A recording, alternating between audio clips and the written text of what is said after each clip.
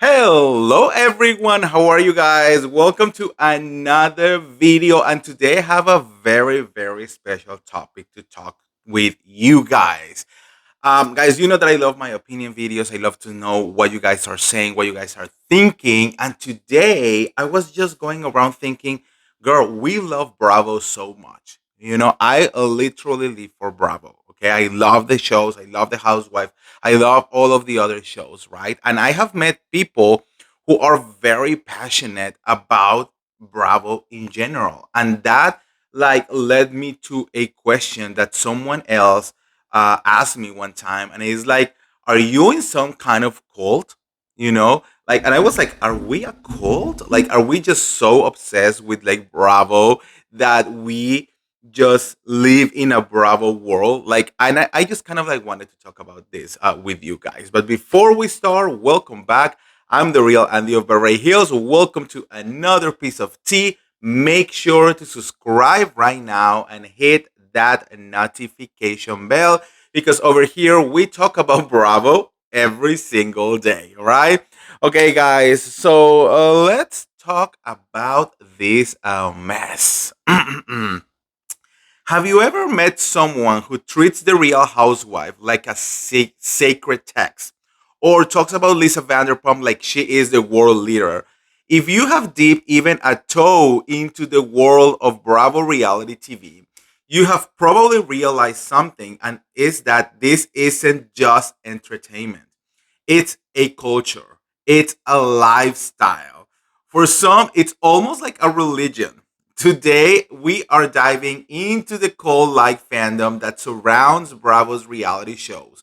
Why these series have captured hearts and minds for nearly 2 decades, and what it says about pop culture, identity, and modern obsession.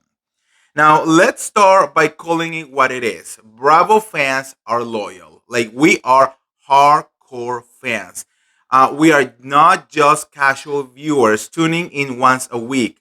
We host watch parties. We memorize taglines. We follow the cast members on social media like they are literally royalty. We buy merch, quote iconic scenes like a scripture, and engage in online debates with the fervor of political dis- discourse.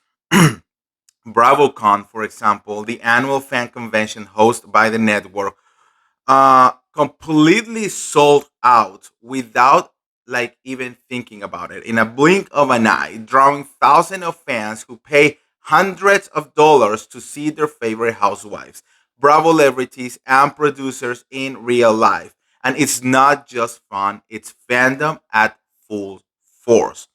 But where did all of this start? Bravo's transformation into the cult classic network it is today began in the early 2000s, guys. Before that, it was mostly a highbrow art and culture network. Then came Queer Eye for the Straight Guy, Project Runway, and of course, The Real Housewife of Orange County, which started back in 2006. That show planted the seeds for what will become one of the most sprawling, self referential, and emotionally intense television franchises of the 21st century. From The Real Housewife of Beverly Hills to The Real Housewife of Atlanta, Potomac, Salt Lake City, each housewife city created its own ecosystem. And what makes it feel like a cult it is how quickly fans learn to speak its language. If you have ever heard someone say, "Who gonna check me, Vu?" or the morally corrupt Faye Resnick without any context, you might feel confused. But for Bravo fans, those lines are canon. It's insider language. It's how fans identify each other. These aren't just sound bites, they are references, history, and personality tests all roll into one. Bravo fandom is like knowing the inside jokes of a secret society. And this cult like devotion is sustained by something very smart. Bravo doesn't just make shows, it creates narratives.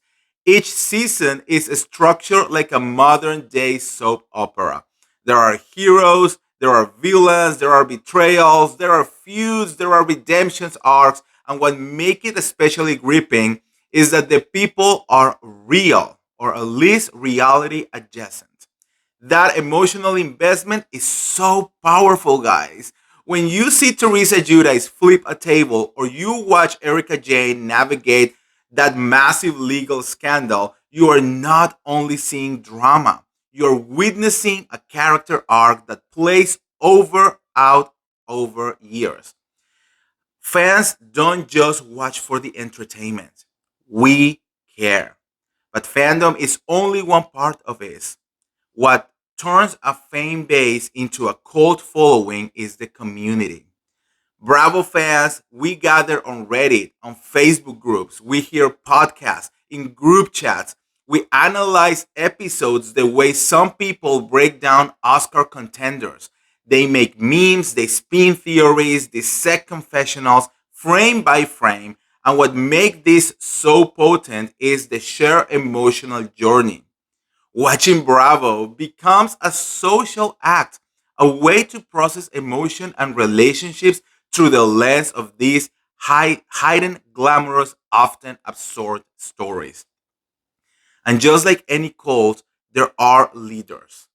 Andy Cohen is the mastermind behind much of Bravo's success. He's more than just a producer. He is practically the cult highest priest. He hosts the reunions, moderates Watch What Happens Live, and holds the key to who stays and who gets fired, at least on the Real Housewives franchise. Fans don't just love the shows, they follow Andy worldview.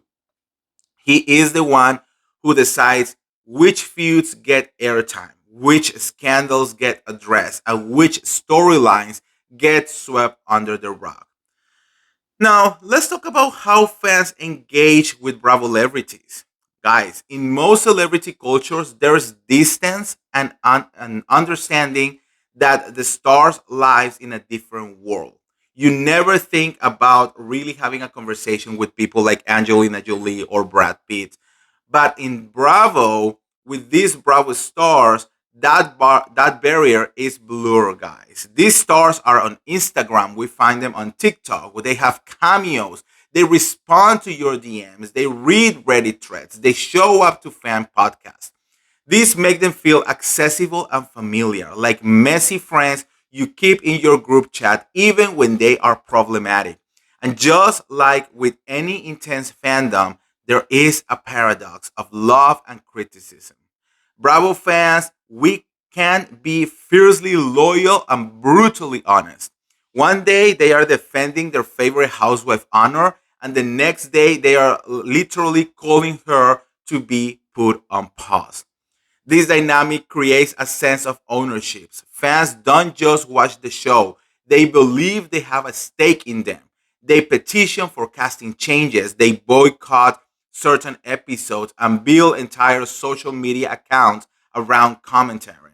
It's participatory storytelling. And when a fan base feels like it's shaping the narrative, the bond only deepens. Now, another interesting layer in how Bravo fandom function as a form of identity, especially for women, the LGBTQ plus community, and marginalized groups.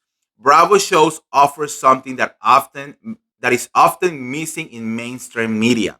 That is complicated, powerful, dramatic women living unapologetically. For queer fans in particular, Bravo's over the top camp fashion and emotional drama feels like home. There is something deeply validating about watching a woman say exactly what she feels in full glam, holding a cocktail, and not backing down. That's not to say everything about Bravo fandom is healthy. Look, guys, like any other intense culture, it has its dark sides. There is online harassment, doxing, and intense fan wars have plagued parts of the community. Even some Bravo celebrities have faced real world consequences from things fans have dug up or exaggerated. The line between critique and cruelty can blur. And because these are real people, not script characters, the impact is more personal. But even with the toxicity, there is an undeniable bond amongst fans. Watching Bravo isn't just watching TV, it's a shared ritual. People grieve cast departures. They celebrate new seasons like holidays. They dress up for reunions. They quote taglines the way others quote Shakespeare. In a world that often feels chaotic and overwhelming, the Bravo universe offers structure, consistency, and a kind of emotional release. Is not just escapism, it's connection. And maybe that's why it feels like a cult. Not because it's dangerous or mind controlling, but because it offers belonging. In the Bravo fandom, you can find people who speaks your language, who understands why a dinner party in Beverly Hills matter, or why the world scandal deserves a deep dive. You can laugh, you can cry, you can cringe, you can gossip, all within the safe, absorbed, chaotic universe Bravo has created. So, yes, Bravo fandom, it's a little wild, it's intense, it's obsessive, but it's also a joyful, creative, and deeply human. In a media landscape where everything is fleeting, Bravo has built something that sticks, something people can come back to year after year. Something that feels like home, even if that home is filled with a screaming woman, broken wine glasses, and endless confessionals. In the end, that is the magic behind the meme and the drama and the wigs and the scandals. Bravo shows us something real, our love for stories, our need for connection, our hunger for a little bit or fabulous chaos, whether you call it a fandom, a culture, or a cult. One thing is clear: Bravo is not just TV, it's a way of life. I love Bravo so much. It has gave us so much. We are so obsessive over every single part of the whole Bravo universe in general. And we cannot deny that the reason why we are here, why we have created this community, is because what they have give us. So shout out to Bravo. I love you guys.